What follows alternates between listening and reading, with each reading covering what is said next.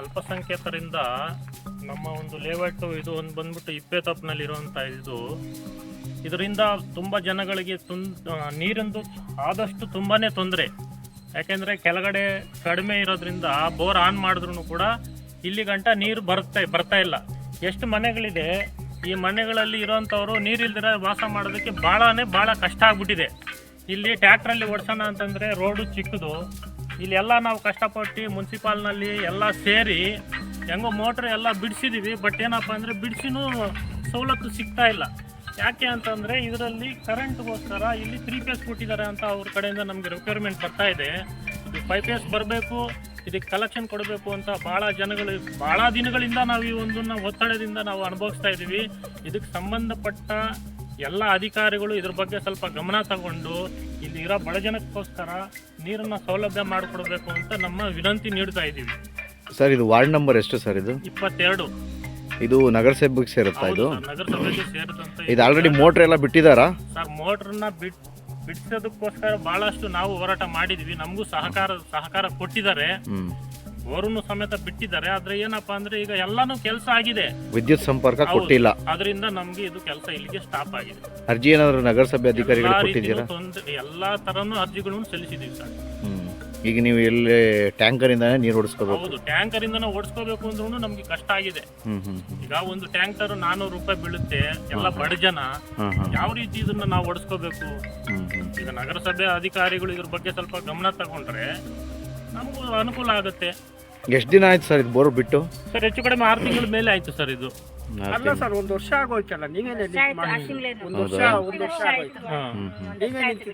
ಒಂದು ವರ್ಷದಿಂದ ಯಾರು ಬಂದಿಲ್ಲ, ಏನು ಕೇಳ್ತಾ ಇಲ್ಲ. 1 ವರ್ಷ ಆಯ್ತು ಮೋಟ್ರಿ ಬಿಟ್ಟು. ಅದೇ ಇದನ್ನ ಲೈನ್ ಇಲ್ಲ ಅಂತ ಹೇಳ್ಬಿಟ್ಟು ನಮ್ಗೇನು ಅದು ಸಹಕಾರ ನೀಡ್ತಾ ಇಲ್ಲ. ಅವರು ಹೋಗಿ ನಗರಸಭೆಗೆಲ್ಲ ನೀವು ಎಲ್ಲ ಅರ್ಜಿ ಕೊಟ್ಟಿದ್ದೀರಾ? ಅರ್ಜಿ ಕೊಡೋದಕ್ಕಿಂತ ಮುಂಚೆ ನಾವು ಹೆಂಗಸರು ಎಲ್ಲ ಸುಮಾರು ಹೆಚ್ಚು ಕಮ್ಮಿ ಒಂದು 50 ಜನ ಹೋಗಿ ಒಂದು 2-3 ಸತಿ ಅಲ್ಲಿ ಮಾತಾಡ್ಕೊಂಡು ಕಮಿಷನರ್ ಹತ್ರ ಎಲ್ಲ ಮಾತಾಡ್ಕೊಂಡು ಬಂದಿದೀವಿ. ಅವತ್ತಿಂದನೂ ನಮ್ಗೆ ಏನು ಅನುಕೂಲ ಆಗಿಲ್ಲ. ಒಂದೊಂದು ಗ್ಲಾಸ್ ನೀರಿಗೂ ತೊಂದರೆ ಆಗಿದೆ. ನಾವು ಇದು ನೀರಿಲ್ದಲೇ ಸಾಯ್ತಾ ಇದೀವಿ. ನಮ್ಮ ಜೀವ ಉಳಿಸ್ತಿರೋ ಬಿಡ್ತಿರೋ ಅದು ನಿಮಗೆ ಬಿಟ್ಟಿದ್ದು, ಮುನ್ಸಿಪಾಲ್ಟಿಯವರಿಗೆ ಸೇರ್ಬೇಕಾಗಿದ್ದು. ನಾವು ಅಧ್ಯಕ್ಷರನ್ನ ಕಾಲು ಹಿಡಿದು ಬೇಕಾದ್ರೂ ಕೇಳ್ಕೊಂತೀವಿ, ನಮಗೆ ಕುಡಿಯೋ ನೀರು ಕೊಡಿ ಅಂತೇಳಿ. ನಾವಿನ್ನೇನು ಆಸ್ತಿ ಭೂಮಿ ಕೇಳಲಿಲ್ಲ, ನಿಮ್ಮ ಹತ್ರ ದುಡ್ಡು ಕಾಸು ಕೇಳಲಿಲ್ಲ. ನಮಗೆ ಕುಡಿಯೋಕ್ಕೊಂದು ನೀರು ಕೊಡಿ ಸ್ವಾಮಿ. ನಾವಿರೋದು ನಾವು ಬಡವರು ಸ್ವಾಮಿ. ನಾವಿಲ್ಲಿ ಇರಬೇಕೋ ಬಿಡಬೇಕೋ ಸ್ವಾಮಿ, ನೀವೇ ಯೋಚನೆ ಮಾಡಿ. ನಿಮಗೇನೆ ಒಂದು ದಿವಸ ನೀರಿಲ್ಲ ಅಂತ ಹೇಳಿದರೆ ನೀವೆಷ್ಟು ಇದು ಮಾಡ್ಕೊತೀರಾ? ಸಾಯವತ್ತಿಗೆ ಬೇಕಾಗಿರೋದೇ ನೀರಲ್ವಾ ಸ್ವಾಮಿ? ದಯವಿಟ್ಟು ನಿಮ್ಮ ಪಾದಕ್ಕೆ ಈ ನಮ್ಮ ಮಾತನ್ನು ತಗೊಂಡು ನೀರನ್ನು ಕೊಡಬೇಕು ಅಂತ ನಿಮ್ಮ ಹತ್ರ ನಾವು ಕೇಳ್ಕೊತ ಇದ್ದೀವಿ ಸ್ವಾಮಿ. ಸರಿ, ಆಮೇಲೆ ಹಿಂದ್ಗಡೆ ಎಲ್ಲ ಏನು ಕ್ಲೀನ್ ಆಗಿಲ್ಲ ಅನ್ಸುತ್ತಲ್ವಾ? ಇದು ರೋಡೆಲ್ಲ ಏನು ಕ್ಲೀನ್ ಇಲ್ಲ ಸ್ವಾಮಿ. ಎಲ್ಲಾ ಮನೆ ಒಳಗೂ ಇಲ್ಲಿ ಆಜು ಬಾಜಿನಲ್ಲಿ ರೋಡ್ ಸೈಡ್ ಅಲ್ಲಿ ಕ್ಲೀನ್ ಇಲ್ಲ. ಎಲ್ಲರಿಗೂ ಹಾವು ಹುಳ ಎಲ್ಲ ಬರುತ್ತೆ. ಮಕ್ಕಳು ಮರಿ ರಾತ್ರಿ ಹೊತ್ತು ತಿರುಗಾಡೋದು ತೊಂದರೆ ಆಗಿದೆ. ಎಲ್ಲ ನೀರು ತುಂಬಾ ಹರಿದೋಗ್ತಾ ಇರ್ತವೆ. ಅಲ್ಲಿ ನಮ್ ಕಡೆ ನೀರೇ ಇಲ್ಲ. ಅಲ್ಲಿ ಬೇರೆ ತವ ಎಲ್ಲ ನೀರು ಹರಿದೋಗ್ತಾ ಇರ್ತಾರೆ. ಬೆಳಿಗ್ಗೆ ಬಿಟ್ಟರೆ ಸಾಯಂಕಾಲ ತನಕ ನೀರು ಬಿಡ್ತಾ ಇರ್ತಾರೆ. ನೀರು ನಮ್ಗೆ ಉಪ್ಪು ಇಲ್ಲ, ಸಿಹಿ ನೀರು ಇಲ್ಲ. ಟ್ಯಾಪ್ ಗಿಪ್ ಏನು ಹಾಕಿಲ್ವಾ ಅದಕ್ಕೆ? ನಲ್ಲಿಗೆ ಏನ್ ಹಾಕಿಲ್ಲ, ಎಲ್ಲ ಹರಿದೋಗ್ತಾ. ನಲ್ಲಿ ಕೆಳಗಡೆ ಮೋಟರ್ ಹಾಕಿ, ನಲ್ಲಿಗೆ ಮೋಟರ್ ಹಾಕಿ ಹೊಡ್ಕೊಂತಾರೆ ನೀರು. ನಮ್ಗೆ ನೀರಿಲ್ಲ, ಯಾಕಂದ್ರೆ ನೀರು ಹತ್ತಲ್ಲ ನಮ್ಗೆ. ಮತ್ತೆ ಕಮಿಷನರ್ ಒಂದು 2-3 ಸತಿ ಬಂದೋದ್ರು, ಇಂಜಿನಿಯರು ಬಂದೋಗಿದ್ದಾರೆ.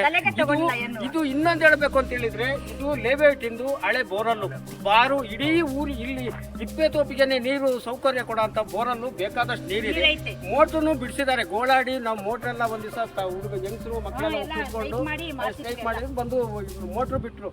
ಪೈಪು ಹಾಕಿದ್ದಾರೆ, ಪೈಪು ಹಾಕಿ ರೆಡಿ ಇದೆ. ಇನ್ನೇನಪ್ಪ ಅಂದ್ರೆ ಕರೆಂಟ್ ಕಲೆಕ್ಷನ್ ಒಂದು ಕೊಡಬೇಕು. ಇದನ್ನ ಕೊಡ್ಸಿ ಸ್ವಾಮಿ, ದಯವಿಟ್ಟು ಅದು ಸ್ವಲ್ಪ ತಲೆಗೆ ಹಾಕೊಳ್ಳಿ ಸ್ವಾಮಿ ಅಂತ ಹೇಳಿ. ಬೀದಿ ದೀಪಗಳು ಬೇಕು, ಮೂಲಭೂತ ಸೌಕರ್ಯ ಇಲ್ಲ, ಎಲ್ಲಾ ರೀತಿ ಸೌಲಭ್ಯನೂ ಬೇಕು. ಇಲ್ಲಿ ಚರಂಡಿ ಇಲ್ಲ, 4 ಜನ ಜೀವನ ರೋಡ್ ಇಲ್ಲ ಬೇಕು. ಅದೆಲ್ಲಾನು ಈಗ ಸರ್ಕಾರನೇ ಕೊಡ್ಬೇಕಲ್ವಾ? ಅದಕ್ಕೋಸ್ಕರ ನಾವು ಸರ್ಕಾರಕ್ಕೆ ರಿಕ್ವೈರ್ಮೆಂಟ್ ಕೊಡ್ತಾ ಇರೋದು. ಹಂಗಾಗಿ ವಿನಂತಿನ ಎಲ್ಲ ಅಧಿಕಾರಿಗಳಿಗೂ ಇದು ತಲುಪಿಸೋ ಹಂಗೆ ಮಾಡಿ. ರಾತ್ರಿ ಆದ್ರೆ ಓಡಾಡಕ್ಕಾಗಲ್ಲ, ಮಕ್ಕಳು ಮರಿ ಏನು ಗಾಡಿಗೂ ಬರಕ್ಕಾಗಲ್ಲ. ಇಲ್ಲಿ ಅಷ್ಟೊಂದು ಕತ್ಲೆ. ಇಲ್ಲಿ ಲೈಟ್ ಇಲ್ಲ, ಲೈಟ್ ಇಲ್ಲ, ಲೈಟ್ ಎಲ್ಲ ಹಾಕಿದ್ರು ಬರ್ನ್ ಆಗಿದೆ ಅನ್ಸುತ್ತದೆ ಅಲ್ಲ? ಇಲ್ಲ, ಹೋದ್ಸಲ ಹಾಕ್ಸಿದ್ವಿ, ಏನೋ ಪ್ರಾಬ್ಲಮ್ ಆಗಿದೆ. ಅದನ್ನ ಸ್ವಲ್ಪ ಕ್ರಮ ತಗೊಳಕ್ಕೆ ಅಧಿಕಾರಿಗಳು ಯಾರು ಇದಕ್ಕೆ ಸಂಬಂಧಪಡ್ತಾರೋ, ಈಗ ಲೈಟ್ ಸಂಬಂಧಪಟ್ಟಿದವರು KBN ಅಂತವ್ರು ಬಂದು ಇದನ್ನೆಲ್ಲ ನೋಡಿ ಪರಿಶೀಲನೆ ಮಾಡಿ ಇಲ್ಲಿ ಜನಕ್ಕೆ ಏನೇನು ಬೇಕು ಬೇಡ ಅಂತದ್ದು ಯಾರು ಕೇಳ್ತಾ ಇಲ್ಲ. ಏನೇನು ಅವಶ್ಯಕತೆ ಇದೆಯೋ ಅಷ್ಟು ವ್ಯವಸ್ಥೆ ಮಾಡಲಿಕ್ಕೆ ನಾವು ಒಂದು ರಿಕ್ವೈರ್ಮೆಂಟ್ ನಿಮ್ಮಲ್ಲಿ.